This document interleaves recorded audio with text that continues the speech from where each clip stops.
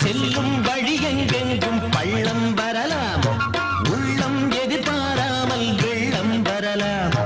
நேர்மை அது மாறாமல், தர்மம் அதை மீறாமல், நாளும் நடைபோடுங்கள் ஞானம் பெறலாம்.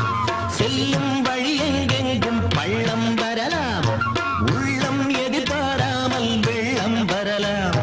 நேர்மை அது மாறாமல், தர்மம் அதை மீறாமல், நாளும் நடைபோடுங்கள் ஞானம் பெறலாம்.